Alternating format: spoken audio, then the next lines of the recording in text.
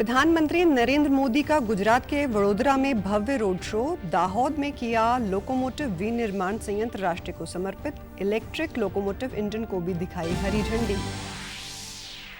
मुख्यमंत्री नायब सिंह सैनी ने लाडवा के बिहोली में राजकीय पशु चिकित्सा पॉलीक्लिनिक का किया लोकार्पण, मत्थाना गांव में गोवंश धाम एवं अनुसंधान केंद्र की शुरुआत की। डिजिटल पुलिसिंग और गवर्नेंस में राष्ट्रीय स्तर पर प्रदेश की मजबूत स्थिति बरकरार, मुख्य सचिव ने कहा अक्टूबर 2024 से हरियाणा ने प्रगति डैशबोर्ड पर लगातार 100% अंक किए हासिल। और कैबिनेट मंत्री विपुल गोयल व रणबीर सिंह गंगवा ने रेवाड़ी और अंबाला में सुनी लोगों की समस्याएं, कार्रवाई में देरी के चलते रेवाड़ी के तहसीलदार को चार्जशीट करने के दिए आदेश। नमस्कार, मैं हूं शैली तनेजा। अब समाचार विस्तार से। प्रधानमंत्री नरेंद्र मोदी आज गुजरात के वडोदरा पहुंचे, जहां उनका जोरदार स्वागत हुआ। उनके रोड शो के दौरान हजारों लोग उनका स्वागत करने के लिए उमड़ पड़े। इस यात्रा में राष्ट्रीय ध्वज लहराया गया और प्रधानमंत्री पर फूल बरसाए गए। भारत माता की जय और वंदे मातरम के नारे सड़कों पर गूंज रहे थे। इस दौरान लोगों ने विशेष सिंदूर सम्मान यात्रा में हिस्सा लिया। ऑपरेशन सिंदूर पर मीडिया ब्रीफिंग का नेतृत्व करने वाली 2 महिला अधिकारियों में से एक कर्नल सोफिया कुरैशी के परिवार के सदस्य भी प्रधानमंत्री के भव्य रोड शो में शामिल हुए। रोड शो के बाद पत्रकारों से बातचीत में कर्नल कुरैशी की बहन शायना सुनसारा ने कहा कि हमें पीएम मोदी से मिलकर अच्छा लगा। उनसे मिलना बहुत सम्मान की बात है। जब उन्होंने रोड शो किया तो ये गर्व का क्षण था। उन्होंने महिला सशक्तिकरण के लिए बहुत कुछ किया है। ये एक अलग तरह की खुशी थी। कर्नल सोफिया कुरैशी के भाई मोहम्मद संजय कुरैशी ने कहा कि ये हमारे लिए गर्व की बात है कि प्रधानमंत्री हमारे बीच आए और हमें उन्हें आमने सामने देखने का मौका मिला। उन्होंने अपनी बहन सोफिया कुरैशी की बहादुरी की तारीफ करते हुए कहा कि निस्संदेह इससे बड़ी गर्व की बात और क्या हो सकती है कि औरतों के साथ जो गलत हुआ उसका बदला एक औरत ने लिया। हमारी बहनों ने दुश्मन देश को बता दिया कि वह किसी मर्द से कम नहीं है। जो मैं खुद एक फीमेल हूँ तो उस चीज़ को फील कर सकती हूँ कि मोदी जी ने फीमेल को कितना ऊपर उठा दिया है। कर्नल सोफिया कुरैशी जो है मेरी ट्विन सिस्टर है, मुझसे 15 मिनट्स बड़ी है। तो अगर सिस्टर है तो थोड़ा सा अलग फीलिंग आती है, क्योंकि कंट्री के लिए जब आपके देश के लिए जो है आपकी बहन जब आपकी सिस्टर उसमें उसका एक पार्ट होती है तो वो फीलिंग बहुत ही इंस्पायर करती है, मोटिवेट करती है। मुझे ही नहीं, मेरे जैसे बहुत सारे लोग, अब वो मेरी सिस्टर नहीं रही, पूरी कंट्री की सिस्टर हो गई है। प्रधानमंत्री नरेंद्र मोदी आज गुजरात के 2 दिवसीय दौरे पर हैं। इस दौरान गुजरात को 82,000 करोड़ रुपए के विकास कार्यों की सौगात मिली। इसी कड़ी में आज दाहोद में 24,000 करोड़ से अधिक की विकास परियोजनाओं का शुभारंभ और शिलान्यास किया। इनमें रेल परियोजनाओं के साथ साथ गुजरात सरकार की विभिन्न परियोजनाएं शामिल हैं। इसी क्रम में पीएम ने दाहोद में जनसभा को संबोधित करते हुए वर्ष 2014 की 26 मई का जिक्र किया। इसी दिन उन्होंने प्रधानमंत्री पद की शपथ ली थी। उन्होंने कहा कि बीते 11 वर्ष में देश ने बड़े फैसले लिए हैं। आज देश विकसित भारत की दिशा में तेजी से आगे बढ़ रहा है। भारत तेज गति से मैन्युफैक्चरिंग की दुनिया में आगे बढ़ रहा है।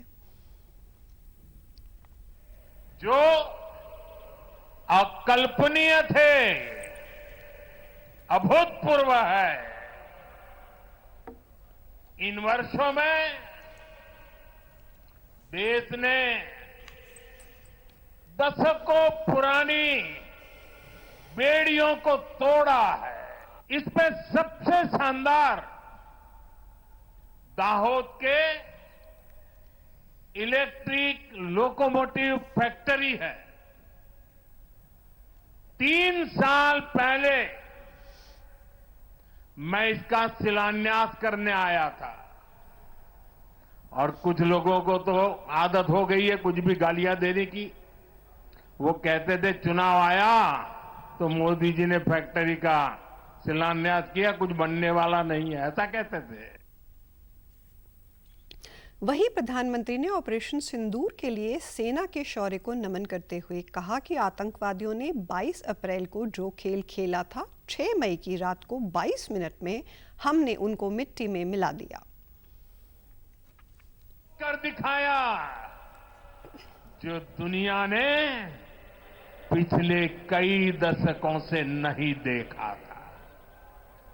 हमने सीमा पार चल रहे आतंक के 9 सबसे बड़े आतंकी ठिकाने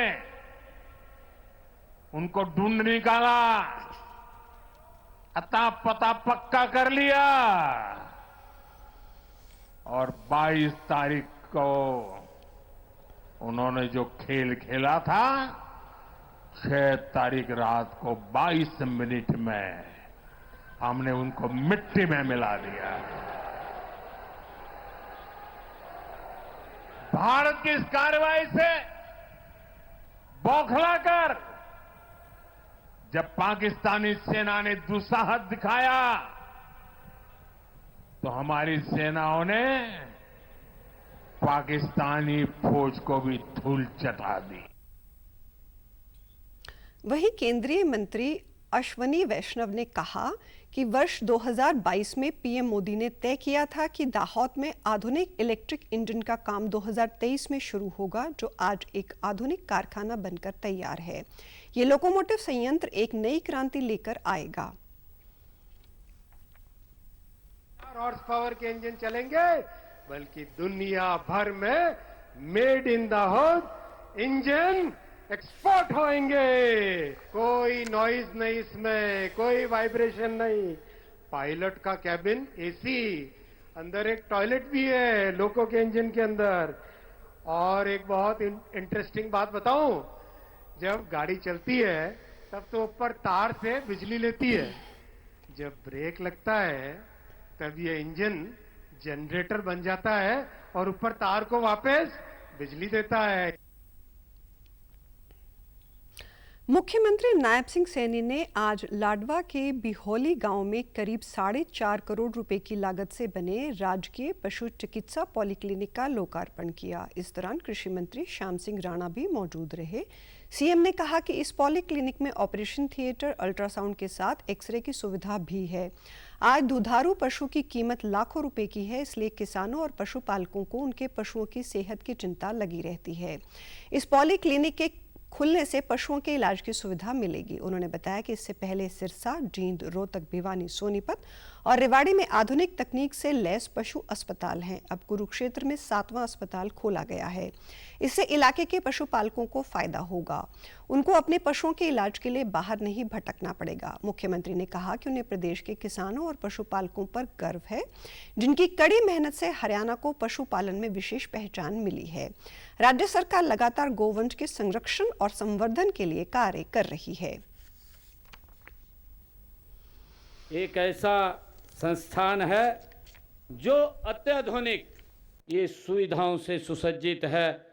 यह इस क्षेत्र के पशुओं के लिए उच्च स्तरीय चिकित्साएं ये उपलब्ध कराएगा, ये भी मुझे बहुत खुशी है। गायनोलॉजी और माइक्रोबायोलॉजी, सर्जरी, अल्ट्रासाउंड, एक्सरे जैसी सेवाओं के साथ साथ इंडोर और आउटडोर उपचार इकाइयां भी यहाँ उपलब्ध हैं। और मुझे ये भी खुशी है कि साथ ही यह संस्थान विशेषज्ञ पशु चिकित्सक अधिकारियों, तकनीशियनों और स्टाफ, सहायक स्टाफ से सुसज्जित होगा। इसके बाद सीएम नायब सैनी मथाना गांव पहुंचे। यहां उन्होंने गौशाला में गोवंश धाम एवं अनुसंधान केंद्र का शिलान्यास किया। उन्होंने कहा कि अब सड़कों पर गोवंश नहीं घूमेगा और सुरक्षित रहेगा। इस केंद्र से बीमार गोवंश का इलाज होगा। इस मॉडल अस्पताल केंद्र से आसपास के एरिया की जनता को फायदा होगा। गौ माता की सेवा हमारा धर्म है। उनकी सरकार की तरफ से गौशालाओं को अनुदान देने में कोई कसर नहीं छोड़ी जाएगी। मुख्यमंत्री ने किसानों से अपील की है कि वे अपनी फसलों फसलों में रासायनिक खादों और कीटनाशकों का अत्यधिक उपयोग करने से बचें। प्राकृतिक खेती को प्रोत्साहित करने हेतु हरियाणा सरकार किसानों को एक देसी गाय की खरीद पर 30,000 रुपए तक की सब्सिडी प्रदान कर रही है, जिससे वे गो आधारित जैविक विधियों को अपनाकर टिकाऊ कृषि की दिशा में आगे बढ़ सकेंगे। ये एक अभिन्न अंग है, गौ माता बेसहारा न रहे, इसके लिए हमने हरियाणा प्रदेश के अंदर 3 गौ अभ्यारण्य बनाने का काम किया है। इनमें से एक गांव नैन जो जिला पानीपत में है, और दूसरा गांव डोंडर जो जिला हिसार में है, और तीसरा पंचकुला में बनाया गया है। इनमें शेड, पानी व चारे की व्यवस्था वो की गई है। इनके लिए 8 करोड़ रुपए की राशि वो जारी की जा चुकी है। मुझे खुशी है, इनसे लगभग 6,500 6,500 बेसहारा गौवंश को आश्रय दिया जा चुका है। मुख्यमंत्री नायब सिंह सैनी ने नई दिल्ली में कल रक्षा मंत्री राजनाथ सिंह से उनके आवास पर शिष्टाचार भेंट की। इस दौरान मुख्यमंत्री ने प्रधानमंत्री नरेंद्र मोदी और रक्षा मंत्री के नेतृत्व में सेना द्वारा आतंकवादियों के खिलाफ चलाए गए ऑपरेशन सिंदूर की सफलता के लिए बधाई दी। साथ ही मुख्यमंत्री ने रक्षा मंत्री से विभिन्न विषयों पर सार्थक विचार विमर्श किया। मुख्य सचिव अनुराग रस्तोगी ने आज चंडीगढ़ में राज्य सर्वोच्च समिति की बैठक में अपराध एवं अपराधी ट्रैकिंग नेटवर्क और सिस्टम की प्रगति की समीक्षा की। इस दौरान उन्होंने बताया कि अक्टूबर 2024 से प्रदेश ने प्रगति डैशबोर्ड पर लगातार 100% अंक हासिल किए हैं, जो डिजिटल अपराध ट्रैकिंग और डेटा प्रबंधन में प्रदेश के शीर्ष प्रदर्शन को दर्शाता है। जून 2021 से पिछले 46 महीनों में राज्य ने 35 बार शीर्ष स्थान हासिल कर निरंतर प्रभावी और पारदर्शी पुलिसिंग की अपनी प्रतिबद्धता जताई है। गृह विभाग के अतिरिक्त मुख्य सचिव डॉक्टर सुमिता मिश्रा ने बताया कि हरियाणा पुलिस हर समय पोर्टल पर उपलब्ध नागरिक सेवाओं के लिए सेवा का अधिकार डैशबोर्ड पर 10 में से 10 अंक प्राप्त कर रही है। गत 22 मई तक सरल पोर्टल पर निर्धारित समय सीमा के भीतर करीब 77 लाख से अधिक आवेदन संसाधित करके समय पर सेवा प्रदान करने में हरियाणा पुलिस सभी विभागों में पहले स्थान पर है। उन्होंने आगे बताया कि दक्षता में सुधार के लिए CCTNS प्रणाली में कई प्रमुख तकनीकी सुधारों को एकीकृत किया गया है। इनमें medico legal case handling, postmortem registration और डॉक्टर की जानकारी के प्रबंधन को बेहतर बनाने के मकसद से पैच 10 की स्थापना शामिल है। हिसार के गांव राजली में आज सुबह नारनौल से आ रही हरियाणा रोडवेज की बस पलट गई, जिसमें सवार एक छात्र की मौत हो गई। मृतक परिवार में इकलौता बेटा था। हादसे में 4 छात्राओं को भी गंभीर चोट आई है। घायलों को नजदीक के अस्पताल में ले जाया गया। 52 सीटर बस में करीब 65 यात्री सवार थे। इनमें ज्यादातर कोचिंग सेंटर और स्कूल के विद्यार्थी थे।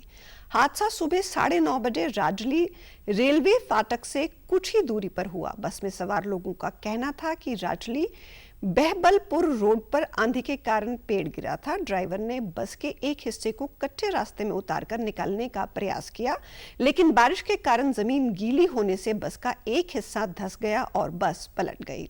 हिसार के नागरिक अस्पताल की PMO डॉक्टर रीना जैन ने बताया कि सुबह 3 लोगों को यहां लाया गया था। इनमें से 1 मृत थे और 2 घायल थे। मृतक का आज पोस्टमार्टम किया जाएगा। घायलों का इलाज चल रहा है, जिनकी हालत खतरे से बाहर है। आए थे वो अभी अंडर ऑब्जर्वेशन है और उनका इलाज चल रहा है। मेजर उनको इंजरीज नहीं है। यही जानकारी है कि 2 का इलाज चल रहा है और 1 का जो ब्रॉड डेड है उनका पोस्टमार्टम किया जाएगा। आसपास के ग्रामीणों ने मौके पर पहुंचकर यात्रियों को बाहर निकाला। इसके बाद घायलों को नागरिक अस्पताल में इलाज के लिए ले जाया गया। 20 वर्षीय मृतक छात्र खुशी मोहम्मद राजली गांव का रहने वाला था। उसके पिता CRPF में कार्यरत हैं और वो आज ही ड्यूटी पर गए थे। जासूसी के आरोप में गिरफ्तार ज्योति मल्होत्रा को आज कड़ी सुरक्षा के बीच हिसार कोर्ट में पेश किया गया। कोर्ट ने ज्योति को 14 दिन की न्यायिक हिरासत में भेज दिया है। जानकारी के मुताबिक ज्योति के लैपटॉप और मोबाइल का डाटा रिकवर हो गया है। कुल 12 टेराबाइट का डेटा रिकवर किया गया है। बताया गया है कि पाकिस्तान यात्रा के दौरान ज्योति पाकिस्तान की खुफिया एजेंसी के लोगों के आमने सामने बैठकर बातचीत करती थी। पुलिस सूत्रों के अनुसार डिजिटल फोरेंसिक जांच से पता चला है कि ज्योति मल्होत्रा पाकिस्तान ISI द्वारा रचे गए झूठ को फैलाने में अहम भूमिका निभा रही थी।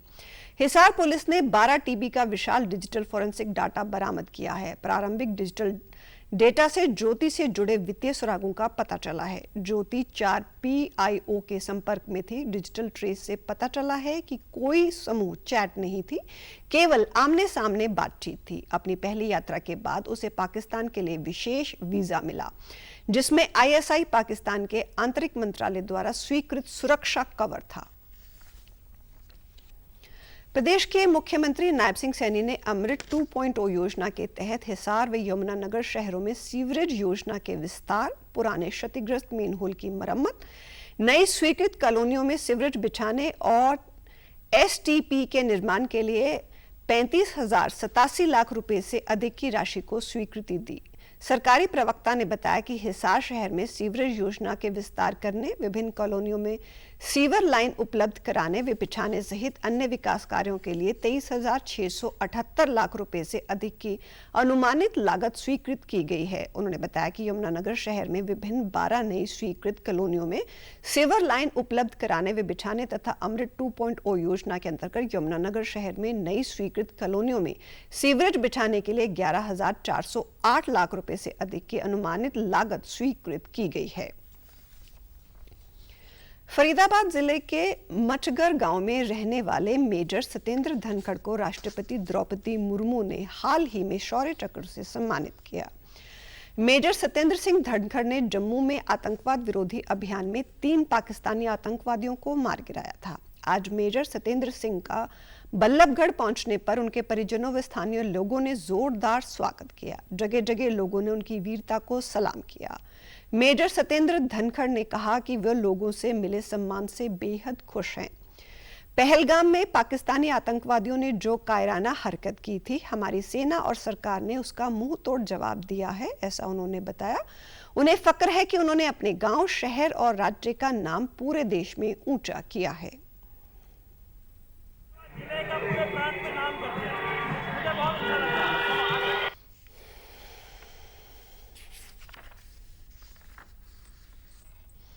ऑपरेशन सिंदूर की सफलता एवं भारतीय सेना के अदम्य शौर्य को नमन करते हुए पंचकूला में कल भव्य तिरंगा यात्रा निकाली गई। यात्रा में बड़ी संख्या में छात्र छात्राओं, युवाओं, महिलाओं सहित विभिन्न सामाजिक संगठनों ने उत्साह के साथ भाग लिया। लोगों ने देशभक्ति गीतों पर थिरकते हुए भारतीय सेना जिंदाबाद के नारे लगाए।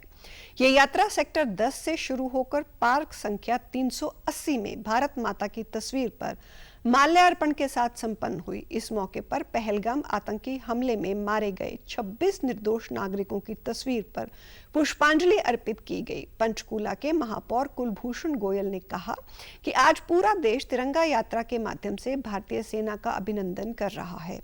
भारतीय सेना के जांबाज सैनिकों की वीरता और शौर्य को सलाम है। वहीं भाजपा जिला अध्यक्ष अजय मित्तल ने कहा कि ऑपरेशन सिंदूर हर हिंदुस्तानी के लिए साहस और संकल्प का प्रतीक बन चुका है और भारतीय सेना के पराक्रम पर पूरे देश को गर्व है। तिरंगा यात्रा के संयोजक संजय आहूजा ने कहा कि हिंदुस्तान का हर नागरिक अपने अपने क्षेत्र में आयोजित होने वाली तिरंगा यात्रा में बढ़ चढ़कर हिस्सा ले रहा है। इसके माध्यम से पूरी दुनिया को ये संदेश दिया जा रहा है कि प्रत्येक हिंदुस्तानी आतंकवाद के खिलाफ और संपूर्ण विश्व के कल्याण के लिए एकजुट है।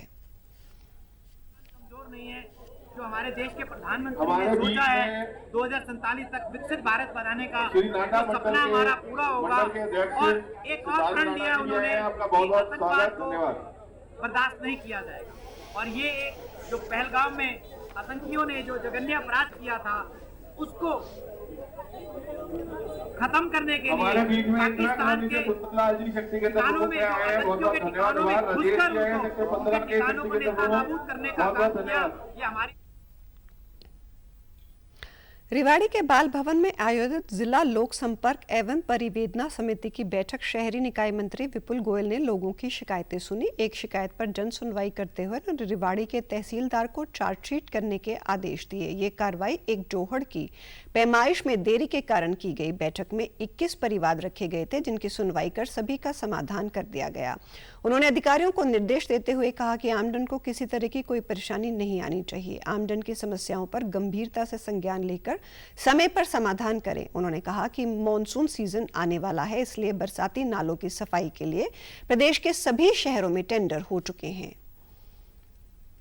वो थे और आज 18 जो है नए मामले आए हैं, उनको संज्ञान में लिया गया और उनका जो भी उचित निर्णय था वो करने का काम किया गया। उनको पेंडिंग रख दिया गया रिपोर्ट के लिए। कमेटी बना दी है, वो अपनी रिपोर्ट देगी और उसका निर्धारण हो गया। अगले हफ्ते 10 दिन के अंदर उनका निवारण हो जाएगा और अगली मीटिंग के अंदर उसकी रिपोर्ट आ जाएगी। सभी उधर प्रदेश के जन स्वास्थ्य अभियंत्रिकी व लोक निर्माण मंत्री रणबीर सिंह गंगवा ने आज अंबाला शहर में आयोजित जिला लोक संपर्क एवं कष्ट निवारण समिति की बैठक में लोगों की समस्याएं सुनी। इस दौरान उनके समक्ष आई कुल 11 शिकायतों में 7 का मौके पर ही समाधान किया गया, जबकि बाकी 4 शिकायतों को पेंडिंग रखा गया है। उन्होंने अधिकारियों को निर्देश देते हुए कहा कि आमजन की समस्याओं का समाधान तुरंत होना चाहिए। बैठक के बाद पत्रकारों से बातचीत में उन्होंने बताया कि आज लोगों की समस्याएं सुनकर अधिकारियों को जल्द समाधान करने के निर्देश दिए गए हैं। प्रदेश की सड़कों के पुनर्निर्माण का कार्य मानसून शुरू होने से पहले कर दिया जाएगा। प्रधानमंत्री नरेंद्र मोदी के नेतृत्व में भारत की अर्थव्यवस्था विश्व के 4थे स्थान पर पहुंच गई, जो कि बड़े गर्व की बात है। कांग्रेस पर निशाना साधते हुए गंगवा ने कहा कि अच्छे कार्यों की सराहना करने की बजाय वो केवल बयानबाजी करते हैं।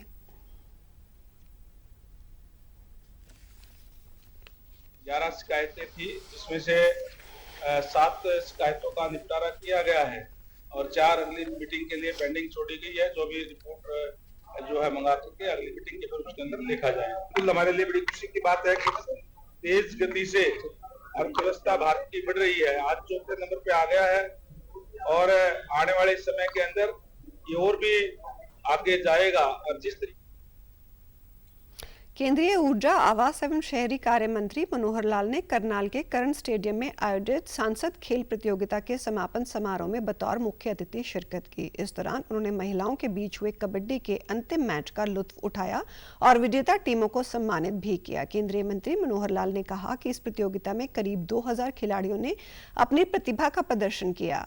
सांसद खेल प्रतियोगिता का उद्देश्य लोकसभा क्षेत्र के शहरी व ग्रामीण क्षेत्रों में छिपी प्रतिभाओं को बेहतरीन मंच प्रदान करना है।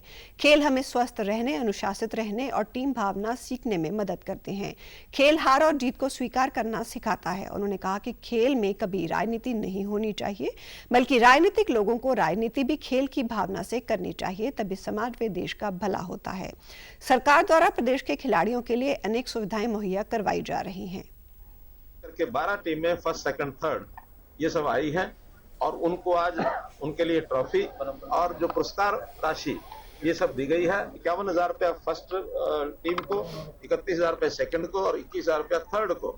इस प्रकार से आज इस राशि के बारे में इनको राशि भी वितरण कर दी गई है। बच्चों में खेल भावना बनी रहे, इसलिए अच्छी खेल भावना के नाते से उन सब लोगों को प्रोत्साहित भी किया गया है। उन्होंने अच्छी खेल भावना से खेला भी है और इस नाते से आज ये खेल का कार्यक्रम संपन्न हुआ। एक होती है खेल भावना, एक होती है राजनीतिक की जो तुच्छ भावना है। वो राजनीतिक तुच्छ भावना से सब कर रहे हैं। हमने तो ये कहा है कि अगर राजनीति को भी खेल की भावना से खेला जाए तो इस प्रकार की घटनाएं प्रसंग नहीं आएंगे। मालूम नहीं उनके मन में ऐसा क्यों विचार है। इकट्ठे बने रहेंगे, खेल भावना से खेल खेलते रहेंगे तो वो भी आगे बढ़ेंगे, समाज भी, देश भी, प्रदेश भी सब आगे बढ़ेंगे। ये मेरे उनके लिए कहना। प्रदेश में सरकारी नौकरियों में सामाजिक आर्थिक आधार पर निर्धारित मानदंडों के संबंध में पूछे गए सवाल के जवाब में केंद्रीय मंत्री ने कहा कि किसी की भी नौकरी नहीं जाएगी।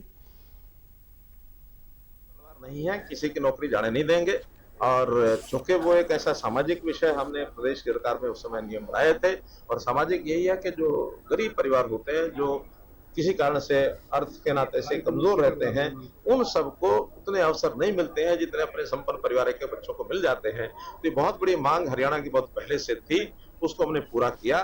पूरा करने के बाद बहुत बच्चों को लाभ भी मिला है।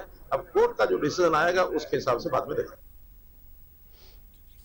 पलवल के नेताजी सुभाष चंद्र बोस स्टेडियम में अंडर 17 की राष्ट्रीय कुश्ती प्रतियोगिता आयोजित की जा रही है। 25 मई से शुरू हुई इस 3 दिवसीय प्रतियोगिता में देश के 25 राज्यों के करीब 600 खिलाड़ी भाग ले रहे हैं। इसमें लड़के व लड़कियों के अलग अलग भार वर्ग के मुकाबले कराए जाएंगे। इस प्रतियोगिता के विजेता खिलाड़ी वियतनाम में आयोजित होने वाले अंतर्राष्ट्रीय प्रतियोगिता में भाग लेंगे। खिलाड़ियों ने कहा कि इस तरह की प्रतियोगिता में भाग लेने उन्हें राष्ट्रीय और अंतर्राष्ट्रीय स्तर पर खेलने का मौका मिलता है। वो इस प्रतियोगिता में अच्छा प्रदर्शन करेंगे और पदक हासिल कर अपने प्रदेश का नाम रोशन करेंगे। मैं अपने पूरी कोशिश करूंगी कि यहाँ से मैं फर्स्ट आके और बाहर ट्रायल के लिए जाऊँ। 53 kg में हूँ, पंजाब से। अच्छी चल रही है प्रतियोगिता भी और अच्छे कंपटीशन भी अच्छा है मेरे वेट में, तो मैं अपना 100% दूंगी और बाहर जाने की पूरी ट्राई है। मैं 43 किलोग्राम में कम्पीट कर रही हूँ यहाँ पर और मेरा मकसद है कि मैं बढ़िया परफॉर्मेंस करूँ और आगे एशियन चैंपियनशिप में जाऊँ। मैं 69 kg में यहाँ पर अंडर 17 नेशनल चैंपियनशिप खेलने आई हूँ। मैं यहाँ पर अपने वेट में पूरी कोशिश करूँगी गोल्ड मेडल लेने की और बाहर का टूर लगाऊंगी। मैं ट्रेनिंग जगजीत रेसलिंग अकेडमी वहाँ जलंधर में करती हूँ, तो बहुत अच्छी ट्रेनिंग कराते हैं। उद्योग एवं वाणिज्य मंत्री राव नरबीर सिंह ने कहा कि प्रदेश सरकार ने प्रधानमंत्रियों के युवाओं को स्वरोजगार के प्रति प्रेरित करने के लिए आरंभ किए गए स्टार्टअप कार्यक्रम के तहत अलग से MSME निदेशालय का गठन किया है। इसके तहत मिनी क्लस्टर विकास कार्यक्रम के लिए 90% की अनुदान सहायता राशि उपलब्ध कराई जाती है। औद्योगिक विकास के लिए सरकार का प्रयास है कि औद्योगिक उन्नयन, सामान्य सुविधाओं और बुनियादी ढांचे का विकास हो। इसके लिए MSME के 11 क्लस्टर विकसित किए जा रहे हैं, जिन पर 169.68 करोड़ रुपए खर्च होंगे, जिसमें से राज्य सरकार द्वारा 20 करोड़ रुपए से अधिक की सब्सिडी दी जाएगी। उन्होंने बताया कि योजना के तहत अब तक 158 करोड़ रुपए की 46 परियोजनाओं को मंजूरी दी जा चुकी है। इसी प्रकार क्लस्टर प्लग एवं प्ले योजना क्रियान्वित की गई है, जिसके तहत 358.83 करोड़ रुपए की लागत वाली 33 परियोजनाओं को स्वीकृति प्रदान की गई है। इसमें सरकार ने करीब 76 करोड़ रुपए की अनुदान सहायता राशि प्रदान की है। प्रदेश के सामाजिक न्याय एवं अधिकारिता मंत्री कृष्ण कुमार बेदी ने नरवाना विधानसभा क्षेत्र के गांव लोन में लगभग 2 करोड़ रुपए के विभिन्न विकास कार्यों का शिलान्यास किया। इनमें लोन से हमीरगढ़, खरल तथा करमगढ़ तक के कच्चे रास्तों को पक्का किया जाना शामिल है। ग्राम पंचायत द्वारा रखी गई लगभग 5 करोड़ रुपए की अनुमानित राशि की अन्य मांगों को भी विभागीय औपचारिकताएं पूरी होने पर उन्होंने जल्द मंजूर करने का आश्वासन दिया। ग्रामीणों को संबोधित करते हुए उन्होंने कहा कि ग्रामीण विकास राज्य सरकार की सर्वोच्च प्राथमिकताओं में शामिल है। वो अपने क्षेत्र में बिना किसी भेदभाव के विकास कार्य एवं तरक्की करवाने की भरपूर कोशिश करेंगे। गांव के लोगों को सरकार द्वारा क्रियान्वित योजनाओं का फायदा उठाना चाहिए ताकि ग्रामीण क्षेत्र के विकास को गति मिल सके। पूरे सर्व समाज ने मिलकर किया और गांव में जो मांग पत्र दिया उन सभी पर काम करके गांव के विकास की और पूरी चिंता करके गांव को तरक्की और उन्नति के रास्ते पर लेकर जाने का काम करें। तिरंगा यात्रा पूरे देश के अंदर सैनिकों के सम्मान के लिए और जो शहीद हुए हैं उनके परिवारों को मरहम लगाने के लिए पूरे देश के अंदर तिरंगा यात्रा मोदी जी ने और सभी संस्थाओं ने मिलकर की। मैं हरियाणा प्रदेश का संयोजक होने के नाते हरियाणा में सफलतम कार्यक्रम हुए और तिरंगा यात्रा का पूरे देश के अंदर हरियाणा का प्रथम स्थान रहा।